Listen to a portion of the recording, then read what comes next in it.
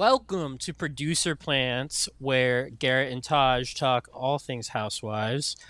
We are here to talk about the Real Housewives of Rhode Island, episode 3. Taj, how are you feeling about the new episode this week? Oh my gosh. This was a great episode. And you know it's real when we get the taglines. Because we got the taglines this episode. So now we know so excited for this. We're in it. I literally was counting down the days, which is so dorky. Well, I expect nothing less for you. I should expect more from myself, I think is what I'm getting out of this.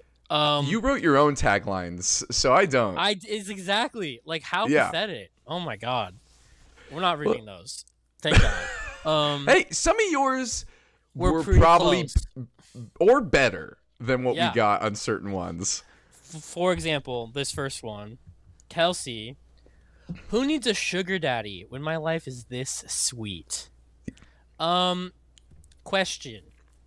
Isn't your life only sweet because you have a sugar daddy? So the entire premise of your tagline doesn't make sense to me. I think she's trying to or the producers are trying to give she's leaving him. So who needs a sugar daddy?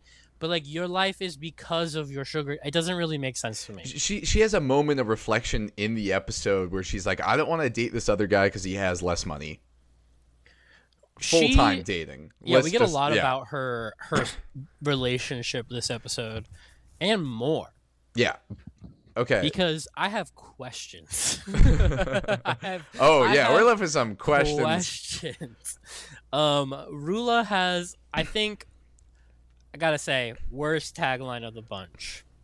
I have a blessed life and I'm a loyal wife. What if I were to say not the worst one? We're gonna have to power rank these afterwards. I actually am okay with this one. I have a blessed life, bland, throw it in the trash, and I'm a loyal wife. Straight dig at Peter. But he is. Straight dig. She's loyal. He's Brian. Not. I unfortunately this episode, my stance on calling them all Peter has changed because these men are too pivotal to the plot for me to, in my notes, refer to them all as Peter because it gets really confusing.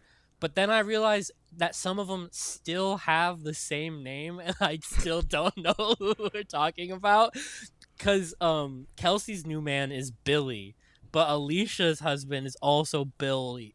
One of them is Bill, one of them is Billy. I don't even know. Doesn't matter. With so much husband content this episode, I still do not remember any of their names. I don't remember which one's Gary, and I'm pretty sure there's another Gary. And then there's a Brian. I don't remember them, and okay, I tried. Brian is Rula's husband because I remember he's the cheating dog from Family Guy. I believe Joellen's husband is Gary because I know for a fact Liz is Jerry because she says it all the time. Yeah. Me and Jerry. Yeah, Joellen is Gary. Okay, can we just say this? Here's the real tea here. Everyone's online on Twitter and they're saying, oh my gosh, I can't even tell these housewives apart. I don't know which one was who. What about these husbands? We can't remember their names at all. That's the real conversation here. And they all kind of look the same, like a bulky white / Italian guy with a really short haircut who's sweaty. See, the thing is, I don't even know if they all look the same or if I only know what Joellen's husband looks like. And I think they, I genuinely don't. If you put up Rosie's man Rich and 3 other dudes, I don't think I could pick them out of a lineup. No. Okay, let's go back. Alicia, why settle for just a slice when you can have the whole damn pie? That's pretty good. Yeah, I didn't realize when she had her opening scene just how pivotal Pizza Mama was going to be to her season because it's actually her whole storyline. Yeah, exactly. I mean, we'll go through it, but that was the precursor of her whole family. And we needed all that background to understand where we're at now with her. Okay. This is the worst one, in my opinion. Ashley goes, "My life is like a rom-com. When I'm not crying, I'm laughing." It's What? definitely boring, but it makes sense for like what her whole thing is. Because like, I'm sorry, she's boring. Like that was my main takeaway from this episode. I was like, I really don't care about anything you have going on in your life right now. Is that rude to say? No, I mean Probably. it's not. Well, I guess, but then we're just talking about that damn coffee shop. I'll push Yeah. back a little bit. I actually really like Ashley and Jared. I like having them in the group discussions. As we said before, she's the newbie of the group, so she's like the audience surrogate. She's learning all this drama with us at the same time. All these people. I think she's a fun character on her own. I think she's like, I would rather have a scene with her than a scene with Kelsey, because Kelsey to me doesn't give anything at all. Kelsey to me is like, I'm not talking about it. Here's a picture of me and my faceless, headless husband, Mr. They're not Claw. married. Yeah, oh yeah, whatever. Sugar daddy. Okay, Rosie. I used to report the news, but now I am the headline. Banger. This is very classic. This is right up there with any other normal housewife tagline. Can't complain. Good one. I think it's a good one. Joellen, this is what I think. This is the best tagline of the bunch, I think. I'm not trying to be mean. I just mean what I say. Poetic. I like that. I like the double wordplay of the word mean. Yeah. Very nice. And then last but not least, we have Liz. In the Ocean State, I dispense the weed and the truth. I guess we could do that. It's fine. We knew it was going to be about weed. Yeah, it had to be about weed. Like I don't know what could have been better. Like, I'm smoking on these joints, and the girls who go against me. I think the one I wrote for her was really good, so I'll share it. It was Okay. The Ocean State is my kingdom, and I rule with a green thumb. Yeah, So- that one. good. That one is better. That one absolutely is better. Can we power rank these real quick? I'm putting Ashley at bottom. Or no. Yeah, I am putting Ashley at bottom. I think Rula's is second worst at best. I would put Rula's as second worst. Okay, and then I feel like Kelsey, Alicia, next two, maybe Yeah. Liz. I'm good with that one. I think Rosie, Joellen, Those are our top two. those are our top two. I really do like the pizza one though. I really do like settle for the pizza all damn pie, because that is kind of her just being Italian. That is her thing. It is her vibe, yeah. Yeah. All right. Also, they kind of look AI when they say the line, and then it's like them with like a little GIF background. Like, it kind of looks AI to me. I was kind of tweaking out. I like that they made the background like a pier, not a pier, but like a jetty. Is that what it's called? When it's like a long stretch of rock that sticks out. Because we already think Rhode Island is small, but it literally makes it seem like Rhode Island is just like this one little stretch of land with a lighthouse on it. Yeah. And a 1-bed, 1-bath, 3-car garage house. That's also Oh a my part of God. Rhode Island. But that brings us into our first scene. Yeah, we open with like scene dressing. They love to do this on Real Housewives, where they'll like show you little clips of like what's happening. So like Rosie and Rich are washing the pink Jeep. Joellen is talking to Gary, saying that her ponytail looks like a dildo, and Liz and Jerry are biking. And these are like the three scenes we're gonna bounce around in this like one scene. When they're going through them all really fast, when Joellen's with Peter at dinner, he's like, let me pour you some vino. Go along with your Can't wait to get these oysters. oysters Yeah, oysters. and your vino. Um, Gary is really a star in terms of a husband. He's very funny. Gary, Liz is Gary, the Studio Uh, 54 Gary. Joellen's Joellen's Peter, aka Gary. Okay, okay. You see what I Yeah. mean? See, either way, it's tough. Yeah, he impressed me. He impressed me a lot. They match each other's freak perfectly. Him and Joe Ellen. We see that really soon. Rosie is, anyways, washing her car with Rich. I didn't know his name at the time, so I kept writing her husband, which is really funny. And then Ashley and Jared arrive, and they're like having a little couples, like double date kind of situation. I don't know what do you call it when like couples hang out? A double date. But like adults doing that when you're married? Yeah, it's still a double date. Like Okay, yeah. it's still what it is. But I mean, right now, right off the gate here, I think this still shows what we've been talking about, right? With the alliances we have, Rosie obviously was the against Joellen, and early on, Ashley was in like a role to find someone, right? Originally, she had Rosie because that was like her Lincoln, and then last episode, she was starting to get closer with Joellen, but she's still playing the middle. For sure. Ashley is just trying to make friends right now. Yeah, and seeing which side has more power, and then she'll flip to that side. I don't even know if she's that savvy. I think she's more likely to just be like, I want to be friends with everyone. And you're correct in terms of like Housewives power dynamics. She is ultimately going to have like the ability to choose. But I feel like a lot of times, like in Survivor, when someone has the power to choose, they spend too much time waffling and end up getting like their ass chewed out from both sides instead of, making the choice. Yeah, Ashley is Cochran on South Pacific.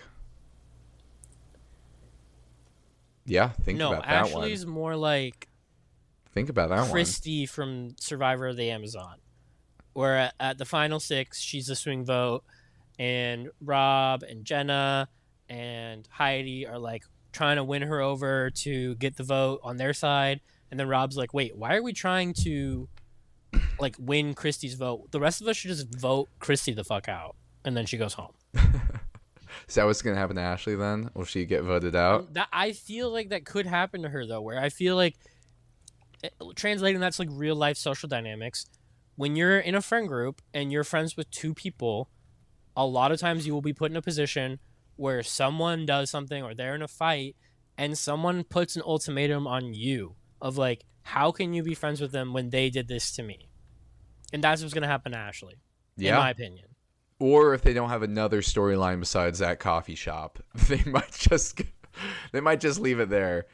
Yeah, so we see Rosie's house, the 1 bed, 1 bath, 3 car garage. The cars have more bedroom space than you guys.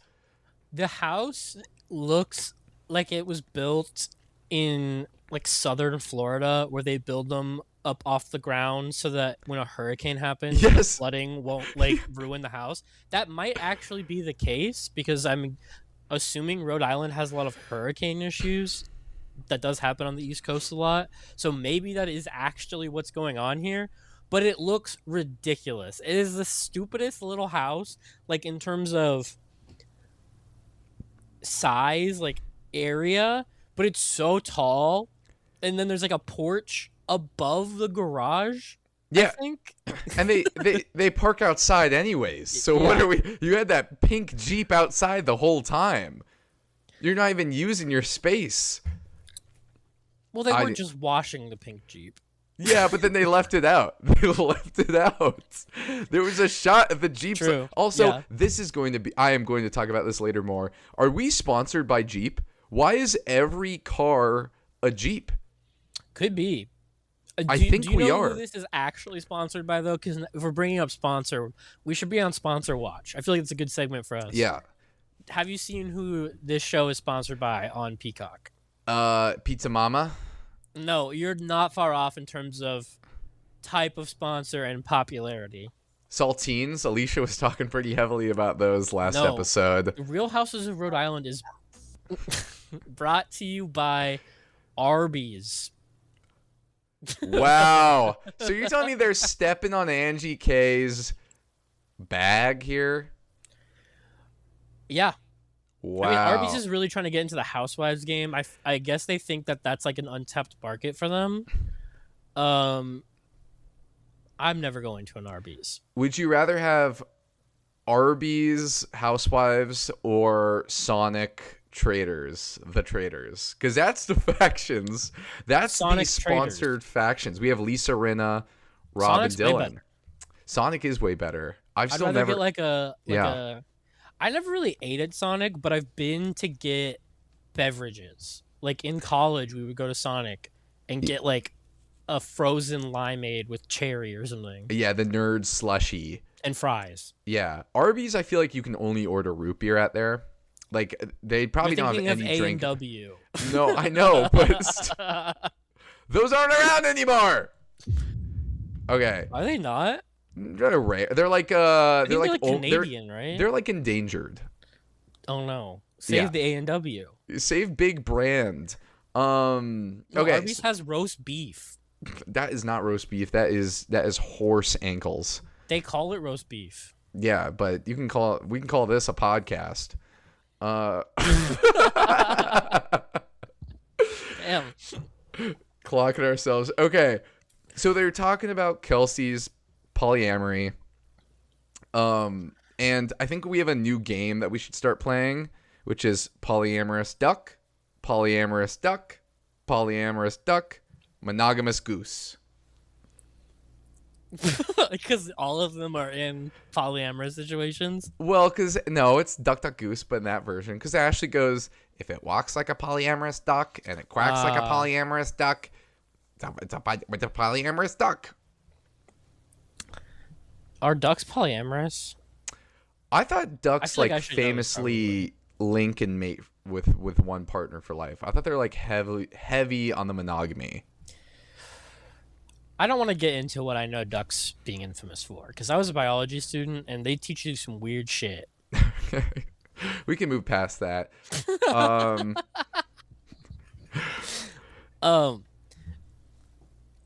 I do think we didn't really touch on this that much in our last episode, but Kelsey is really like non-committal, no pun intended, on her polyamory, which is very funny now that I think about it. Yeah. Because she is like, I'm not polyamorous, but she's saying she has 2 boyfriends, even going as far as introducing us to boyfriend number 2 in this episode, while still talking about boyfriend number 1. Like, it's very clear that she's dating both of these guys at the same time. This is like the most clear like rom-com I've ever seen in my entire life. Like, you go with the guy that you kind of love, but you know it's gonna end poorly one day. It's not what you really want, but he has all the money and it's comfortable living. Or do you go with the guy that you've known since high school and your parents love him and he'd probably treat you the best? And that's the situation she's put in. That's like very classic rom-com right here. Absolutely. But we just keep hearing about this. I think this is just going to continue on all season, especially with her bringing Peter number 2 to the party later. That'll just heighten the drama of her and her polyamorousness. Yeah. We cut to Joellen talking to Gary about the winery, and then we cut to Liz and Jerry biking again. And at this point, I did not know that they were going to have an actual scene. So I thought that there was a running bit where they were just going to keep cutting to Liz and Jerry biking. And for some reason, that is the funniest thing I thought. Like, I thought that was so funny. Like, just imagining them doing like a normal drama scene with Rosie and Ashley, but then like sporadically throughout, you just see Liz and Jerry biking around a little pond and like ringing a bell and seeing some polyamorous ducks. Like, it'd be so great. Yeah, I mean, it was more of just her saying like, the trying to throw Dino. We're just friends with Dino. And then she mentions the Studio 54 party, which is that, I'm guessing by the looks, it's like a share thing. I don't know what Studio 54 is. Oh, Taj. Like Rosie said, if it's the Disney Channel, then I don't know if it's not. Something like that. Studio 54 is a very famous nightclub in New York City where celebrities would go. How would I know that? Because it's super famous. Like, incredibly famous. Maybe back then. I definitely think the youth of America. Andy Warhol would go. Maybe I just know what it is because I'm gay, but like it's been referenced on probably 8 out of 20 seasons of RuPaul's Drag Race. It's comes up every other fucking season. It was in the Men in Black 3 movie. Wow, that's a deep pull with the Men in Black 3. Because I specifically remember that it's like Andy Warhol would go to Studio 54. Yeah. And they go there in that movie. Okay. All right. Well, now we know. I didn't know. I bet most people didn't know. I think most people over the age of 25 know what Studio 54 is. I would say 30. I would cap it at 30. If you are listening to this podcast and you are... Tell us your age and if you know what Studio 54 is. Yeah. Yeah. We're doing a census. We're doing a survey. Yeah. Survey for our class. So that's the setup, which when the episode starts with we're having a party. We're going to be led to some good stuff later, which is what we needed. We kind of needed this party. Yeah, it was a good opportunity for a party. And a real party, can I add? I'm so used to Housewives parties where they're like fake parties. Yeah. Especially in like Beverly Hills. That seems sick, dude. I mean, so a reason we need this party too is we've been having like a Cold War between Rula and Joellen. That was like all last episode. We get introduced to Rula, we get to hear about the drama, and we're having this Cold War between the two. They never have a true confrontation, and we finally get that later in the episode, which we'll get to. But this is the perfect time for a party to have that moment. Yeah, and Rosie is nervous that Rula is coming to the party. And that kind of transitions us to talking about Joellen talking about Rula being at the party.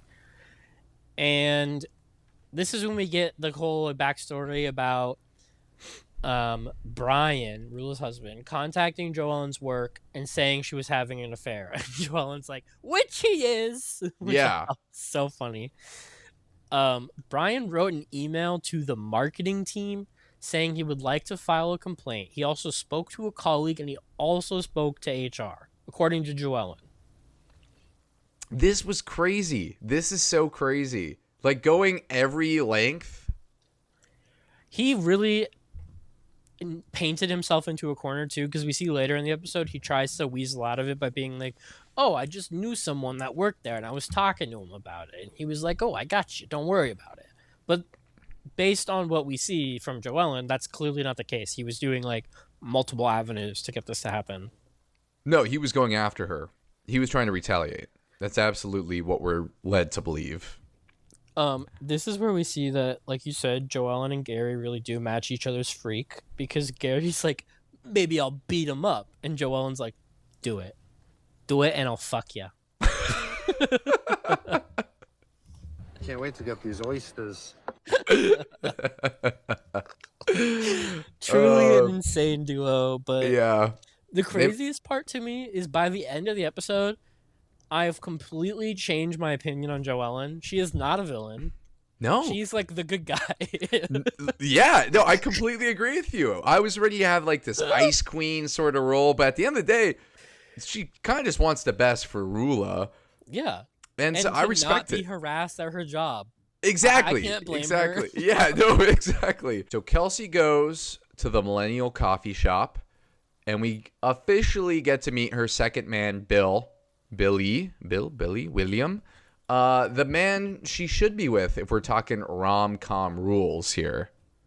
I do feel like we're kind of breaking rom-com rules just a little bit, and this is really shady of me, so I recognize that. But in the rom-com, typically you'd have like the rich guy who's maybe like not as attractive and like why is she with him kind of guy, and then like the young hot dude who like isn't rich but like is good for her.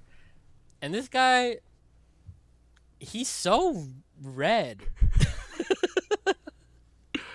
I guess there's a lot of sun in Rhode Island. I don't know. He looks like a tomato. Like a balding tomato. We got to see his high school picture too. That was crazy. Yeah. I feel like he'd be on Saved by the Bell. I just don't understand her. Like, this is very shallow of me, but she's a very like pretty woman. So you'd think that she could like have a better situation than either like rich asshole who's never around or like mid like blue collar Rhode Island dude.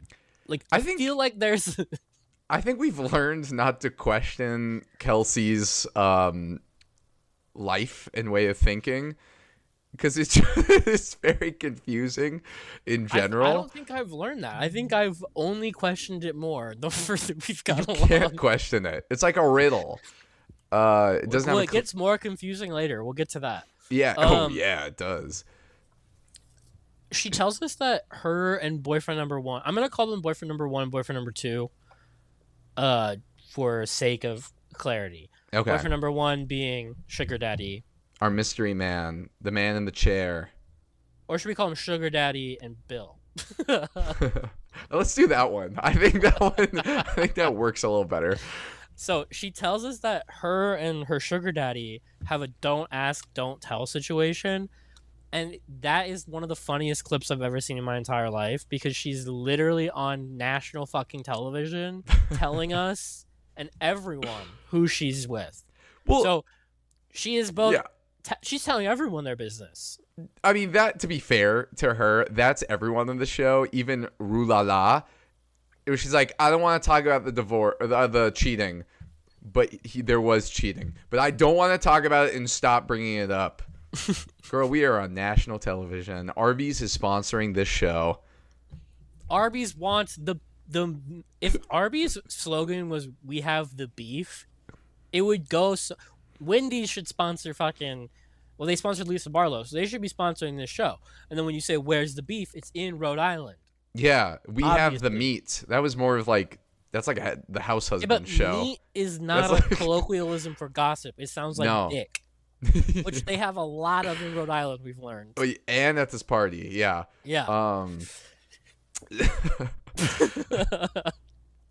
Yeah, so she's kind of like, in my opinion, with the Bill stuff, or yeah, Billy, it just kind of feels like she's leading him on. She's like, I need to keep an arm's length distance. We don't really get to hear what his thoughts are on this whole situation. He's kind of just like nice guy, like, oh, if you do whatever makes you happy, that sort of thing. But like, are you seeing anyone outside of this couple? Is this like, are we just going down the line here where he's seeing someone else because she's seeing someone else who's seeing someone else? What's going, like, what are we doing here? What's the tree look like? The dating tree? Yeah, I think that reality TV has long been an exercise in shame. And I think that modern Housewives shows us that shame has gone away in some people's lives. I feel like this reminds me of the guy on Vanderpump Rules last season who was talking about how he's ethically non-monogamous, which sounds great, but in practice was just him basically cheating on girls and just telling them more openly about it.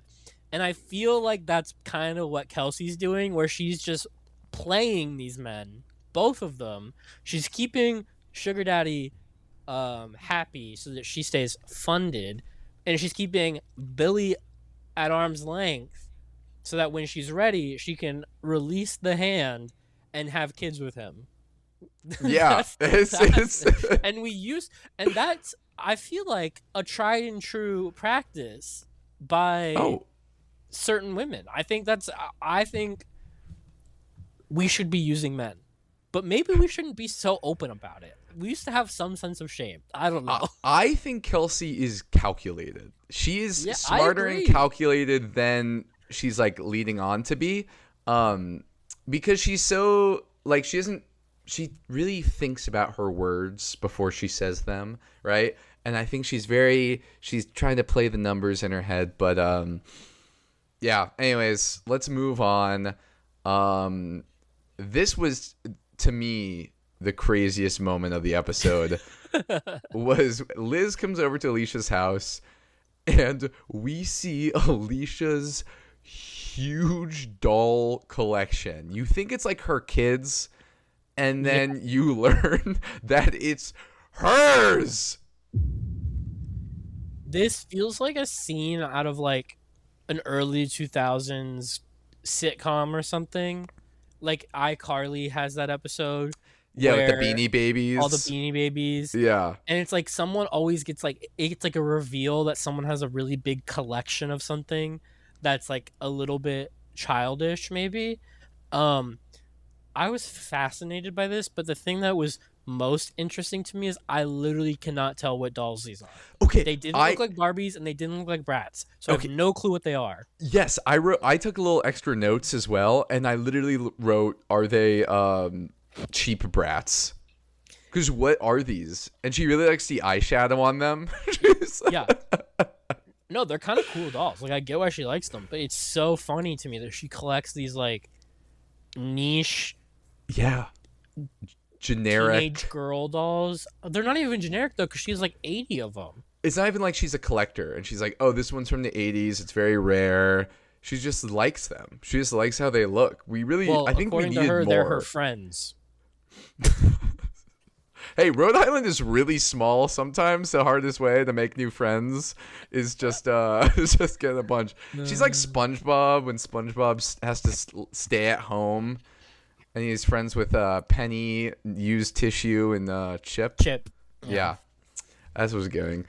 That was so This next Friends. part is so funny to me too. I think Alicia is just such a clown in a good way. I mean that complimentary. She just provides constant entertainment when she's on screen. Like every scene of her this episode is so funny. They sit down, Liz and Alicia, they're having like a little charcuterie, and Alicia's like, I hope you didn't feel like I was attacking you. Because I would be like totally down if you were to ask me questions like that. Like if you wanted to ask me like why I'm not married, I'm an open book. And this was, to me, like the producers were like, Alicia, they were supposed to bring this up at the winery. And she's like trying, she's like, well, if no one's gonna drag me, I guess I'll have to drag my freaking self. Yeah. This ladies, the ladies of Rhode Island, besides Joe Allen, we need new husbands. Like besides whatever, Rosie and Ashley, but for the most part, these guys, man, these guys are messed up. Like, it's like really, it's hard hearing about these relationships.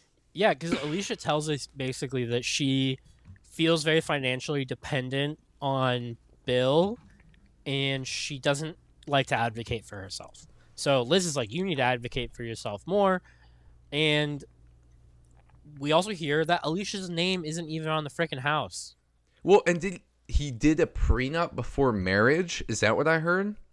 I don't She's know. like, I think he made me sign a prenup. Yeah. But they're not married. Yeah, and name is not in the house too. Yeah. So it's like she effectively would get nothing, I think, is the problem here. Yeah. And they've been together for 9 years. They have a daughter together. Like, not a smart practice from Alicia. Maybe he just wants the dolls. Maybe if they divorce, he's going to try and take the dolls. Could you imagine? I think that's how you could get it through to Alicia that she needs to get a prenup. He's like, he could get your dolls. Yeah. Yeah. Also, if that were to happen in Housewives in this season, or season 8 or whatever, that would be peak TV. I'd feel bad for Alicia, but like her fighting with Peter about the dolls. A doll custody battle. Doll custody. Yeah, exactly. Yeah. He takes the one with the nice eyeshadow. She gets the rest of them. She'd be like, but the shimmer. You look gorgeous. Oh my God, you look gorgeous. Okay. Now we go over to Rue La La, and she's having Ooh la la sensation. she's having her Lebanese brunch. And I'm gonna be honest here. It's a big brunch with all of her friends of Rue La La is like 0-4 right now.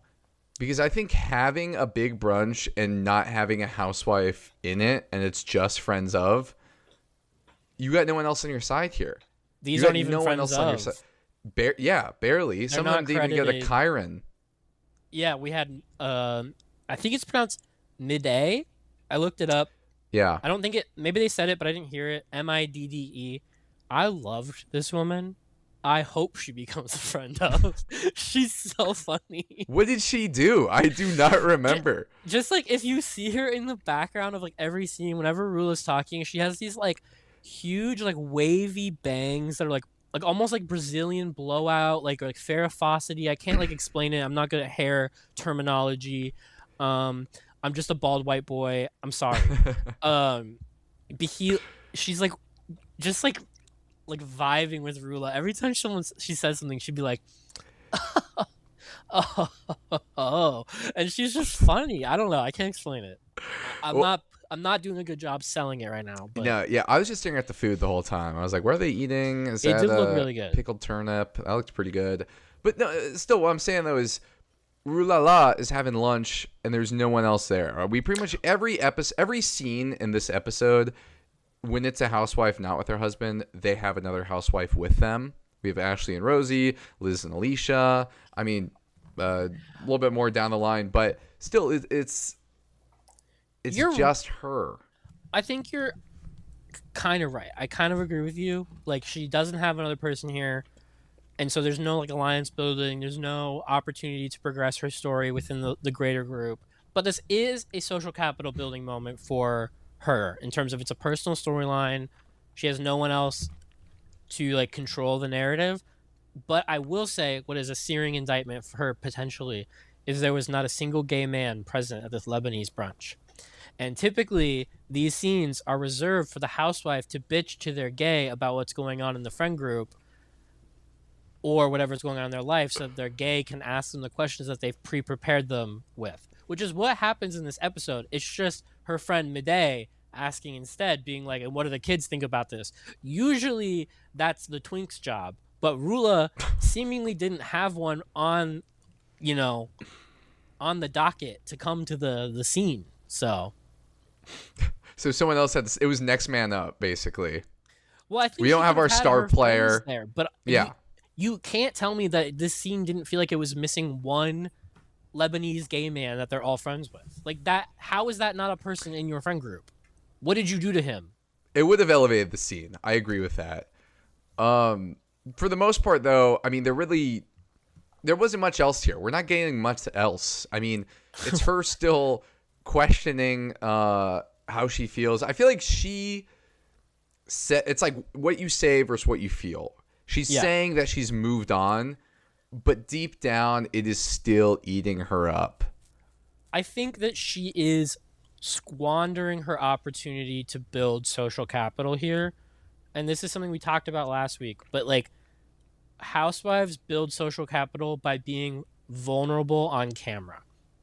And that can manifest itself in different ways. It can be like getting emotional about something. It can be like sharing a private story or whatever, right? And I think Rula had an opportunity here. This scene was built around her talking about the impact that the affair is having on her kids, but instead she tries to obfuscate that in her confessional we see. And she's like, I've never thought about a divorce. Like, I don't want to mess the family up. And instead of being vulnerable and probably being honest, being like, I've been divorced in the past, I don't want to do that again, she gets kind of caught in a lie by the producer. And so this scene, which is supposed to ingratiate you with the audience, to be like, poor Rula, she's struggling with her kids and her husband sucks. Instead, it kind of seems like she's just copping for him. Yeah, no, exactly. She is gagged when the producers are like, haven't you been married before?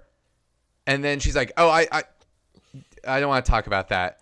And then there was like a cut in the confessional where it made it seem like she was saying like, oh, my family doesn't want to hear about that or something, because there was a cut in it where it was like, oh, I don't want to talk about it, my family. There's also a they shot got where her. she's trying to talk about this, and she's wearing like a completely different wig than she's worn in any other scene. It's like extremely like straight, and at first I was like, oh, she looks really good, but then I looked a little bit closer and the wig line was not wigging correctly potentially. But she does this like extremely fake cry, or it just like the way it came off on screen to me. Oh, is that when she like was, brings her head down? She like yeah, looks yeah. down and like and like doesn't say anything and then like looks back up. It's giving like Botox cry, but like forced Botox cry. So I didn't. This whole scene to me is our example of like, especially when you compare it to like, I don't know, Alicia's scenes Yeah. where she's talking. We feel bad for Alicia. We don't feel bad for Rula in the exact same way. I feel bad for her kids. Yeah, or even like Ashley. It's a different thing, but I still kind of feel bad for her. Yeah. They're basically in a polygamous relationship themselves. It's Ashley, Jared, and the coffee shop. The coffee shop, Audrey. Yeah, Audrey. Yeah. Okay, Rosie and Rich. Jared's and always at Audrey's, and they're like, Jer- "Oh my god, is he seeing someone named Audrey?" No, it's his coffee shop. Yeah, we get a whole scene of them eating. I don't I'm even sorry, think this scene we don't was need to so talk. boring. No, this was okay. If we're having an Ashley and Jared scene, it can only go where she's visiting him at the coffee shop and he's making coffee and he keeps interrupting her because he has to work while he's talking to her. That's the only time I want to see that. I agree with you that Ashley adds something to the group scenes and the group dynamic, but her personal storyline is so lacking to me and so dry and uninteresting. They gotta figure something out. Yeah, let's move on. Damn. Let's get to the other dinner scene.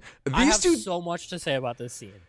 This I don't one know was why. It was weird. This is one that also felt like are you guys setting up for something further down the line? Absolutely. Some deep conflict. Not now, but later, maybe season 2. But we meet Rosie's man like officially. All that we know is that he's a Frank Sinatra singer and not impersonator. Taj, I'm not even joking. I already had so much to say about this scene. Forgot that was part of his whole fucking thing. That's all we knew about him. No, you're right, but I forgot. Yeah. And There's so much going on this show. Exactly. Yeah. So they sit down and they eat. There's some random place there. Yeah, he was the producer. And she was the intern, right? Yes. So Yeah. she told us a story that they met at the news studio that they both worked at, and he was a news producer and she was the new intern. And she tells us that he's corny, but she thought he was going to be a fuckboy who never wanted to get married. And I literally had to pause the show and wrap my head around Rhode Island news studio fuckboy. That is not a thing. You made that up. And then you said he's corny. He can't be corny and a fuckboy. That's like not a thing. Is that the Rhode Island male manipulator? Like New York is guy who drinks matcha and is reading Colleen Hoover at a coffee shop. But is Rhode Island news producer corny? Frank Sinatra singer? Is that the male manipulator vibe there? I kind of maybe. I mean, news producer is like not far off from theater kid. It's like not far off. Yeah, And yeah. I like say that as a theater kid. Like game recognized game. I think. Well, let's look at that because if we are breaking down just like this is perfect because theater kids, we should have a whole ass reality TV show about theater kids it's basically just Vanderpump Rules in a way, of the dynamics of the theater and the roles and then who they get cast. But anyways, a show that takes place at like one of the most prestigious Yes. musical theater colleges, and it's like every season is like an audition season, and it's like Yeah. them determining like who's gonna get the part, and like they all fight over like, no, I will be Eponine this semester. It is my turn to shine. Yeah, the two girls who always compete for the lead role, and then the guy who's been passed around. Yeah. But anyways, yeah, giving theater guy, but theater kid, which was like the stage manager, which is almost just as bad as the lead actor, because it's just another power hungry, power dynamic person. It can be significantly worse. I mean, stage managers range from like the literal best person working on a production, like you're like, this is my go-to, like they got everything, they're so friendly and cool, to like the weirdest motherfucker who you wonder where they pulled them out of and how they manage to function day to day. Yeah, and the worst part is like you're yelling all these orders, but we still have Spanish together. We still have biology 101 together. No, for real. Like we you see these people at school and you wonder like, what does this person do with their free time? Probably tech for a theater. Probably. So that's probably running. Is that a rich? Spotlight. So that's rich. Yeah, that's rich. So they get married, as we know, as we learn. But Rosie's mom is like, it has to be a very Catholic wedding. Well, they weren't gonna have a Catholic wedding, and Rosie's mom was pissed off and was like, "We're gonna disown you if you don't have a Catholic wedding." Yes. That's kind of toxic, Rosie's mom.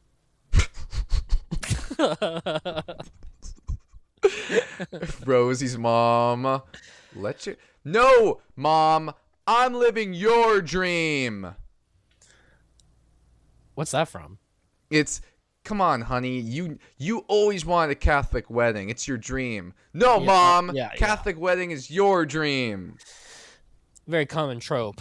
Very basketball. Yeah. Yeah. Okay. So this is, if we can look at the rules, our rules of Housewives. Every scene is an opportunity, and every scene has a purpose. This scene was an opportunity by Rich to start soft launching the idea of having kids one day. Did he do that? Yes. Because they talk about kids, and Rosie's like, yeah, remember, we don't want kids. And then Rich is like, yeah, but what about one day? She's like, no. And he's like, well, never say never. And she's like, well, maybe in 5 years or something. And he's like, yeah, but then you'll be like, almost 40, and it might be harder. And she's like, I'm still going to look awesome, though. I'm still going to look so good. But to me, this was him trying to get her to get okay or start to get familiar with the idea of, let's have kids one day. On camera. Yeah. It's something, I was watching Atlanta before this, and there's a really interesting moment where the fourth wall gets used as an object in an argument. It's something that we've kind of talked about, not on this podcast yet, but the fourth wall is so interesting. It reminds me of like indoor soccer is the only way I can explain it, where like you can use the fourth wall to your benefit and like bounce things off of it. So just because you're the husband on the show, you can kind of force the hand of someone by asking them a certain question on your dinner date. And now suddenly Rosie's opinion on having kids is front and center. Yeah, that's a great point. Besides this, though, there wasn't much else to the scene. No. All right, let's jump in to the party, because this is our big highlight of it. Yeah, speaking of highlight, Liz is blazed at the start. Like, from jump, this woman seems stoned out of her mind. And then as the episode goes on, she just gets like progressively drunker until the shenanigans at the end. Yes. Which produces my like favorite moment of the episode. But we'll get to that. Yeah, no, this was, that's so funny. This is literally an example of high versus drunk. Yeah. like very chill in the beginning. Oh, it's gonna be so much fun. And then later she's like, I hate you. I hate you so much. I like they're how getting ready. Yeah, we're gonna talk about the same thing. Yeah, they're all getting ready, and Alicia is like, I like the 70s because I like drug dealers' wives. Alicia, we just had a scene about you getting out from under the thumb of Bill, and you now are glamorizing being like Carmela from The Sopranos. Let's not I mean, I know that's not the drug deal, but you know what I mean? Like, let's not do that. Like, yeah. And then she's like in Scarface. And Rosie's like, I've never seen Scarface. You've never seen Scarface? She loves Scarface also because he's Italian too. oh, absolutely. I love a cracker. Everyone's arriving, everyone's saying happy birthday to Jerry, everyone's drinking out of disco ball cups. I don't know why this stood out to me, but the fact that they're all carrying around these like Las Vegas spheres in their hand was so camp to me. It almost looked like a pearl also, I realized. Oh, that's a great point. It's almost like a little representation. Easter egg, yeah. Yeah, Easter egg. This party is awesome. Like, beautiful house, as we know. We saw she has like the knight. Remember, she has like the knight armor. Yeah. But yeah, beautiful house, beautiful part. I wish I was a neighbor, and then we were just like there hanging out by the seawall the entire time. We're like, man, that was a great party. Let's go home. Let's go home in our Jeep that everyone else also drives. Yeah, everyone in a Jeep. Rula comes over. Rula enters the villa first. Yeah, I love when the producers are smart because they tell them, like, they have like a call time, right? Mm-hmm. And they determine the order that these ladies arrive. So they let Rula come and let all the ladies get percolating about what's going to go down between Rula, and then they drop the Joellen bomb. They needed it to be this way too, because a lot of them probably have not met Rula. Like Ashley has not met Rula.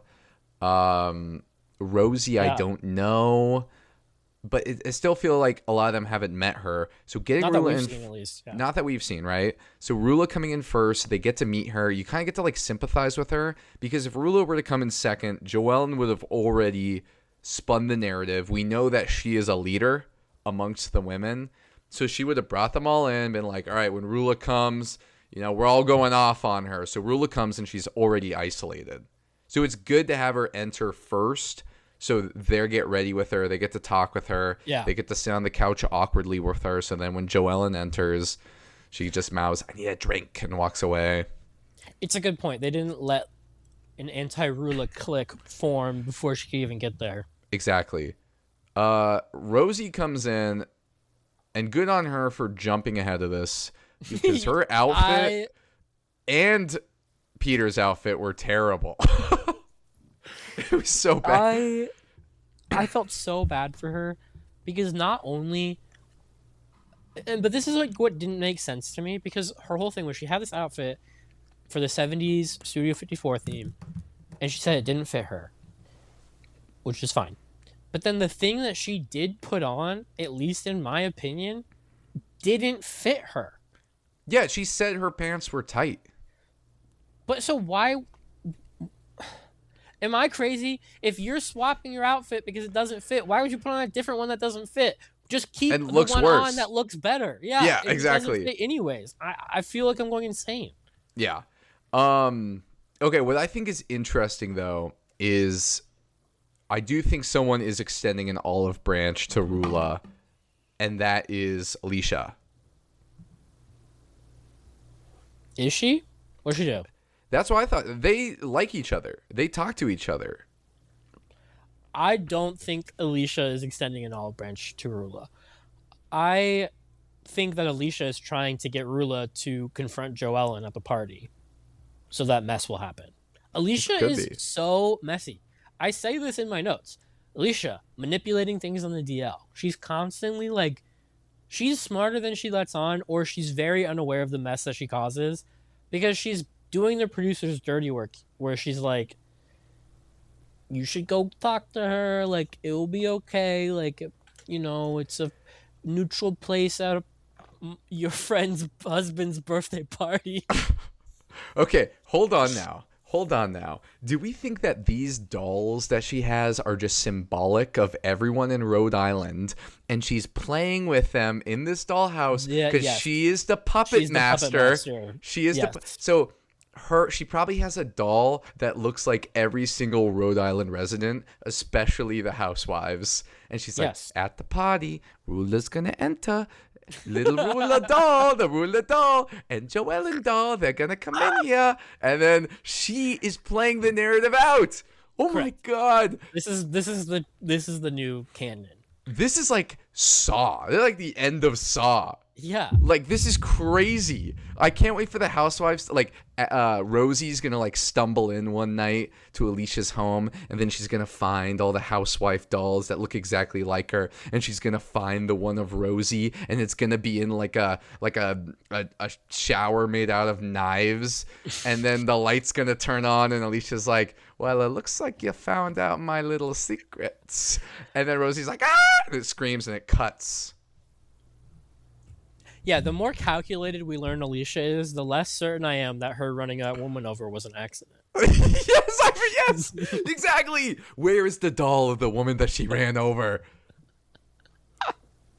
It's just so fast. Where is it?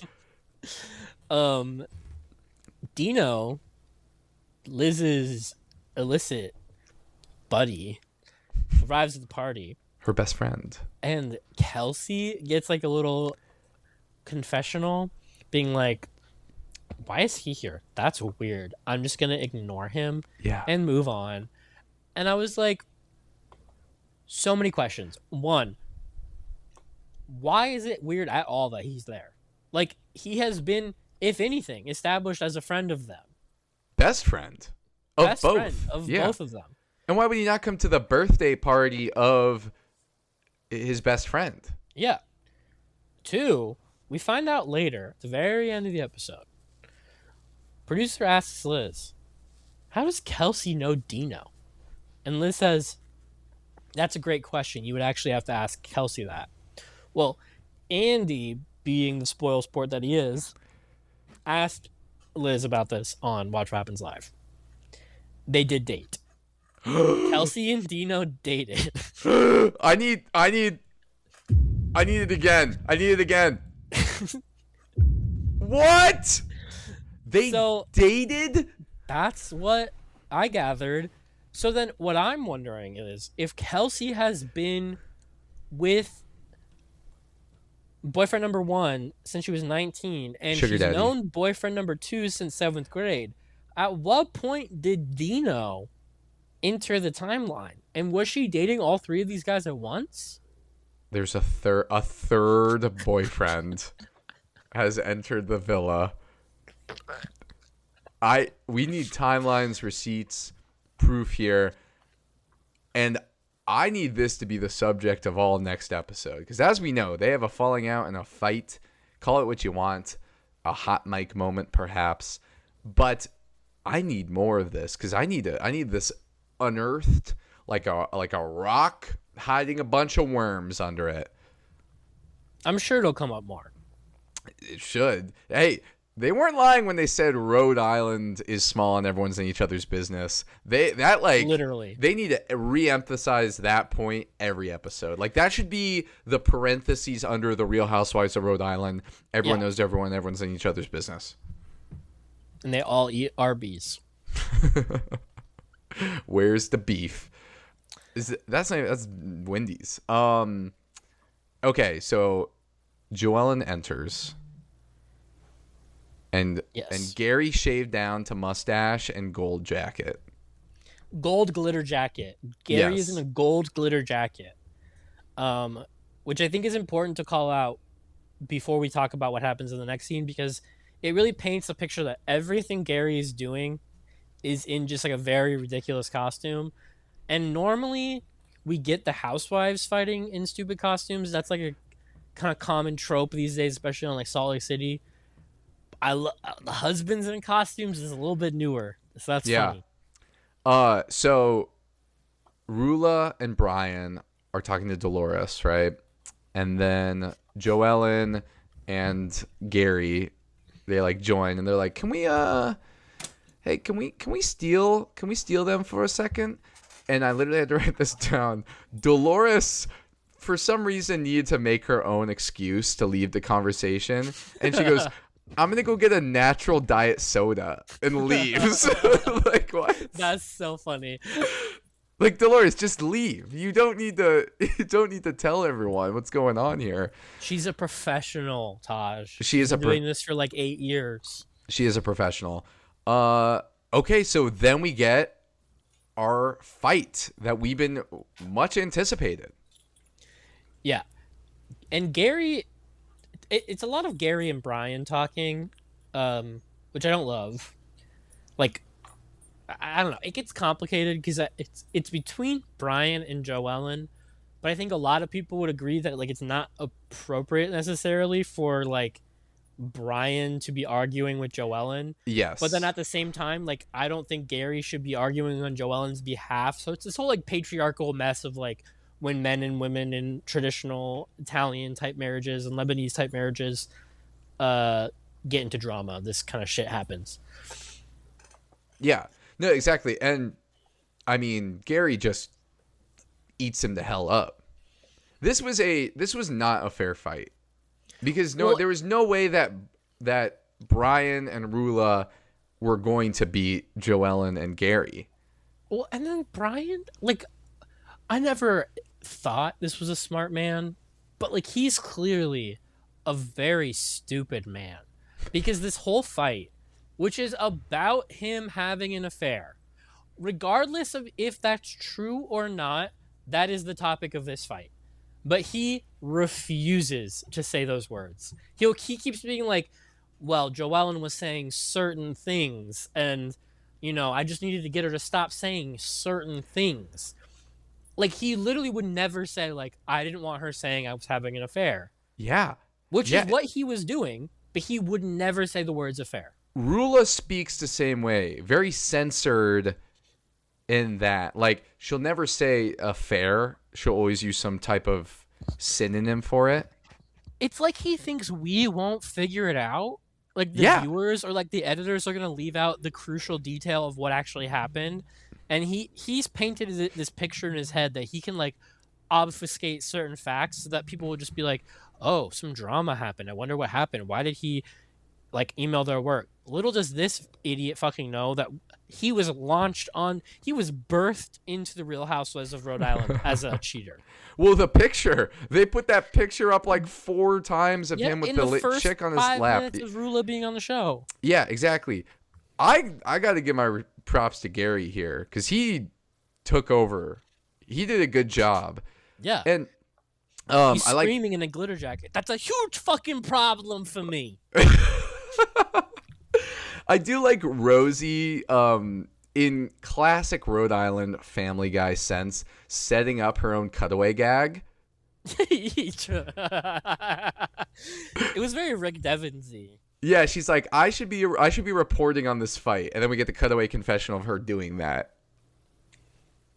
So good on her, utilizing the platform well. I would love if the Real Housewives of Rhode Island subtly incorporates cutaway gags as like a staple of the franchise, as a nod to Family Guy. I ran over a woman. So funny. Yeah, Alicia running over the woman.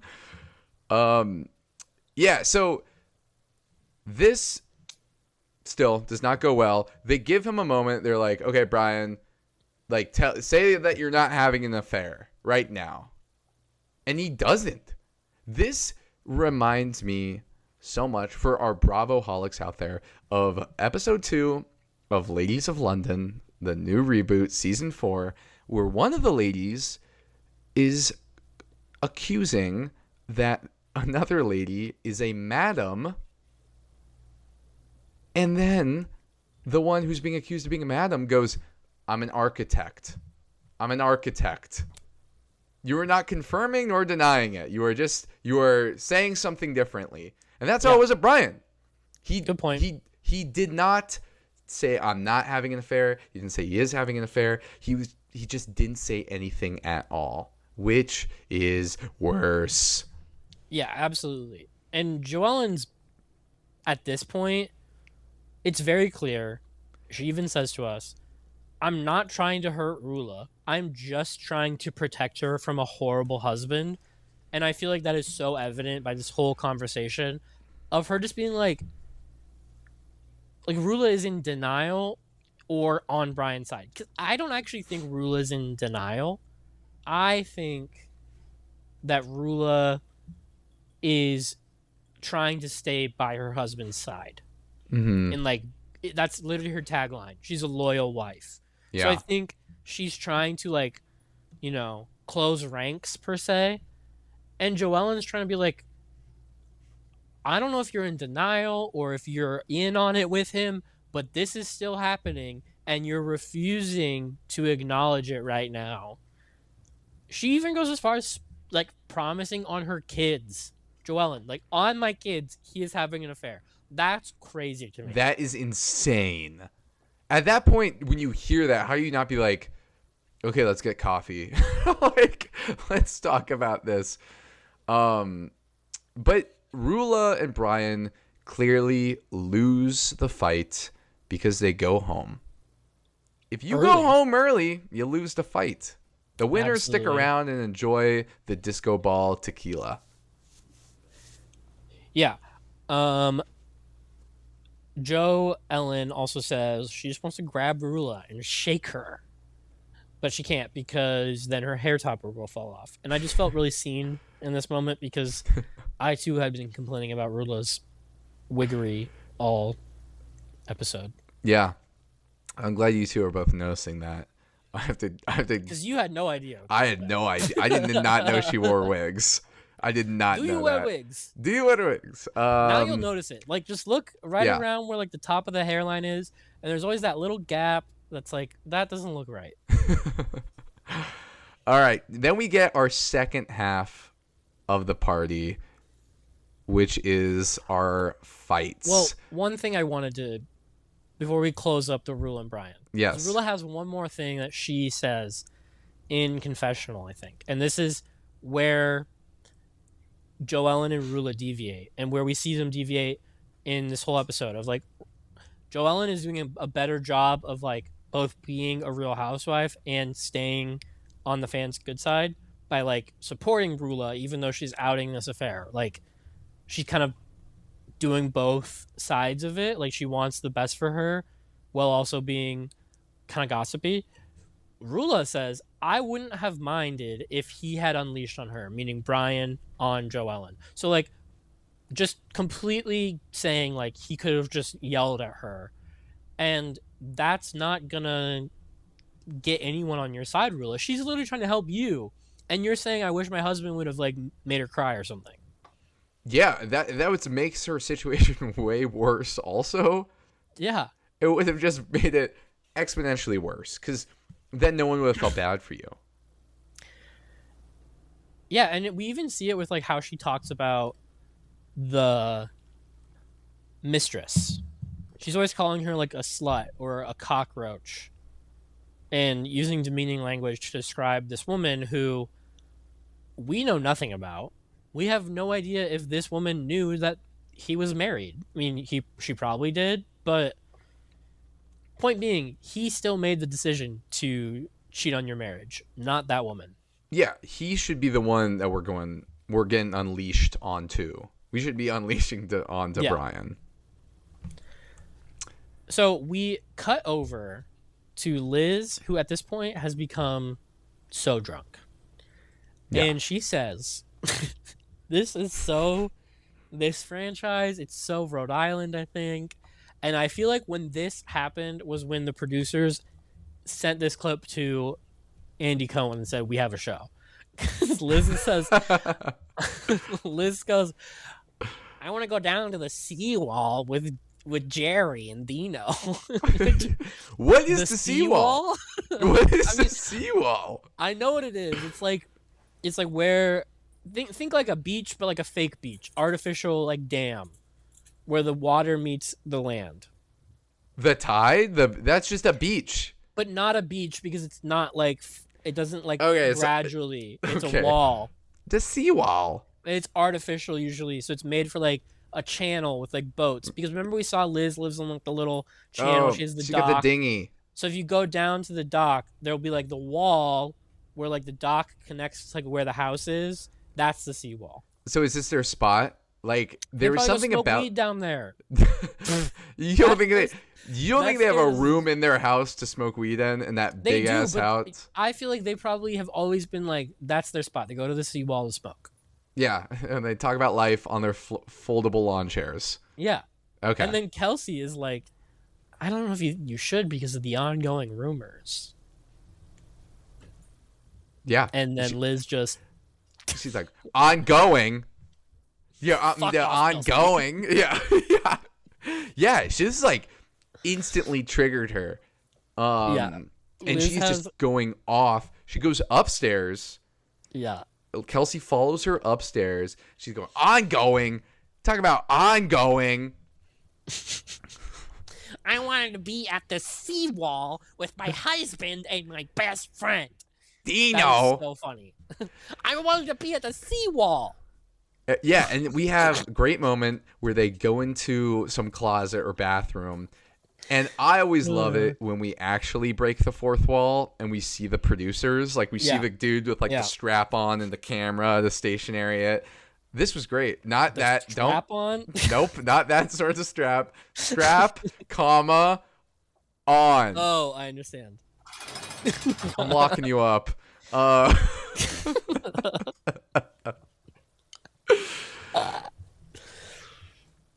Yeah, and then she's just going off on her in the bathroom, which that also, she's yelling at her in the bathroom.